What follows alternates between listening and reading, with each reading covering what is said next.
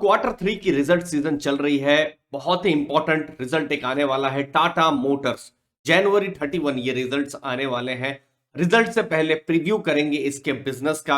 अगर आप इसके शेयर होल्डर हैं या फिर टाटा मोटर्स पर इंटरेस्ट रखते हैं तो मुझे लगता है जो डेटा के साथ हम बात करेंगे आपको वैल्यू जरूर देने वाले हैं।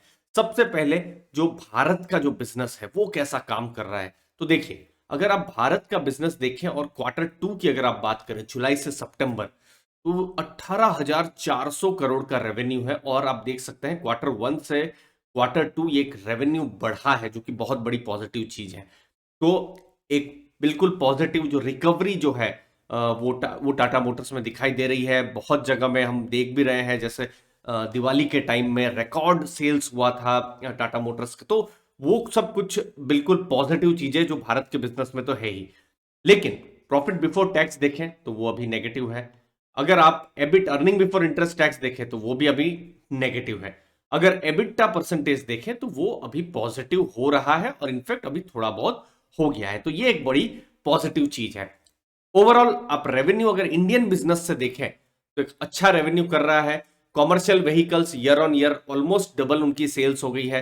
पर्सनल व्हीकल 83% सेल्स हो गई है। इलेक्ट्रिक व्हीकल में टाटा मोटर्स ऑलरेडी अभी इंडिया में जो लेटेस्ट डेटा जो था 70% वहां पर इलेक्ट्रिक व्हीकल्स में मार्केट शेयर है। अब ये मार्केट शेयर तो चलिए बढ़ता है कम होता जाएगा, ये एक इमर्जिंग थीम है जिस पर बिल्कुल हमारी नजर रहेगी। लेकिन फोर व्हीलर इलेक्ट्रिक में टाटा मोटर्स खासकर जो नेक्सॉन ईवी है वो बिल्कुल मार्केट लीडर है। ऑर्डर बुक भी उनकी स्ट्रांग है। तो ये कुछ इंपॉर्टेंट नंबर है। एबिटा परसेंटेज पर्सनल व्हीकल और कमर्शियल व्हीकल में आपको स्ट्रांग देखने को मिलेंगे।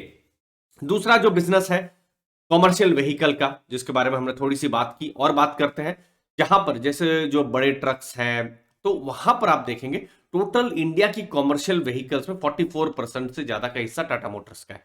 बाकी अशोक लेलैंड हुआ, आइशर हुआ, उन सब का थोड़ा सा हिस्सा है। तो ये एक चीज है। और आप देख सकते हैं मीडियम हैवी कॉमर्शियल व्हीकल 61%। तो उस हिसाब से ये उनका जो मार्केट शेयर है वो ऑलरेडी बढ़ रहा है। अब यहां पर कॉमर्शियल व्हीकल्स क्योंकि बसेस नहीं चल रही थी, क्योंकि लॉकडाउन के समय चीजें एकदम बंद हो गई थी, तो फिर वो बिजनेस को इफेक्ट पड़ा था। बट ऐसा अंदेशा है कि कॉमर्शियल व्हीकल्स की जो सेल्स है 2022-23 में अच्छा करेगी। लेकिन ये साइक्लिकल बिजनेस है, थोड़ा सा रिस्की हो जाता है, तो उसका ध्यान में रखें दोस्तों। अगर हम बात करते हैं यहीं पर ही कॉमर्शियल व्हीकल्स की, तो एबिटा अगर आप देखेंगे तो एबिटा अभी फिलहाल ईयर ऑन ईयर यहां पर इंक्रीज हो रहा है। जो अगर रिटेल अगर आप देखेंगे 77,000 गाड़ियां, 77,300 गाड़ियां यहां पर बिकी है। रेवेन्यू भी यहां पर इंक्रीज हो रहा है। तो ये सब कुछ पॉजिटिव चीजें हैं। तो टाटा मोटर्स की जब बात करते हैं, पर्सनल व्हीकल कॉमर्शियल व्हीकल दोनों ही अच्छे कर रहे हैं, लेकिन फिर भी कंपनी कहीं ना कहीं लॉस में है। और उसका एक कहीं ना कहीं रीजन इंडिया नहीं, इंडिया से बाहर जाता है, जेएलआर के परफॉर्मेंस पर जाता है। अब जेएलआर के परफॉर्मेंस की बात करें तो देखिए बहुत बड़ा ड्रैग है। लगभग 3,500 करोड़ का लॉस है प्रॉफिट बिफोर टैक्स, मतलब एक तरीके से लॉस है 3,500 करोड़ का।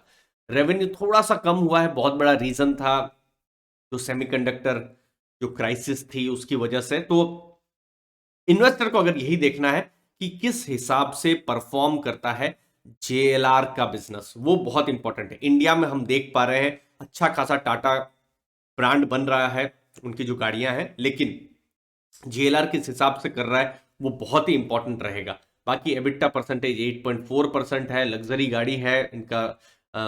एक हिस्ट्री रही है अभी वो टाटा के पास में, तो होलसेल्स भी बहुत यहां पर बिक्री हुए हैं। बट और ज्यादा एक्सपेक्टेशन क्वार्टर थ्री में रहेगी।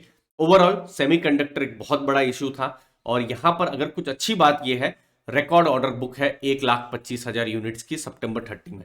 तो ये एक है 32,000 डिफेंडर के जो ऑर्डर्स हैं, तो ये सब कुछ अच्छी चीजें हैं। ओवरसीज रिटेल्स 10% क्वार्टर टू में इंक्रीज हुए हैं अभी भी, लेकिन लॉस में है, वो एक चीज है। तो टाटा मोटर्स एक तरीके से टर्न अराउंड कर रहा है। और आपने देखा भी है कि स्टॉक प्राइस, मुझे मुझे याद आता है कोविड और उसके जस्ट बाद में अगर आप देखें तो 160, 170, 180, 200 के आसपास भी ये ट्रेड कर रहा था। आज ऑलमोस्ट डबल से ऊपर भी इसका रिटर्न हो गया है। तो मार्केट ने बहुत हद तक एक तरीके से सोच रही है कि जब हम इलेक्ट्रिक व्हीकल्स की बात कर रहे हैं, बड़ा एक टीपीजी का बड़ा एक इन्वेस्टर्स भी उनके साथ जुड़े हुए हैं, तो उनको वैल्यूएशन को भी एक अच्छी बड़ी वैल्यूएशन भी दे दी है। लेकिन रिस्क अगर कुछ है तो ये टर्न अराउंड है। टर्न अराउंड में रिस्क होता है, टाइम भी लगता है। पेशेंस भी लगता है और स्टॉक प्राइस भी ऊपर है। तो ये सब बहुत सारे फैक्टर्स है और कंपनी लॉस में है, तो ये उस हिसाब से ही इन्वेस्टर देखे। अगर आपको रिस्क पसंद नहीं है तो फिर टाटा मोटर्स को आप स्टडी नहीं कर सकते, लेकिन आपको रिस्क टर्न अराउंड देखना है तो ही आप टाटा मोटर्स को स्टडी करें। बाकी जब रिजल्ट्स आएंगे आपके सामने हम बाकी के डिटेल्स और डेटा लेकर आएंगे। धन्यवाद आपके टाइम के लिए।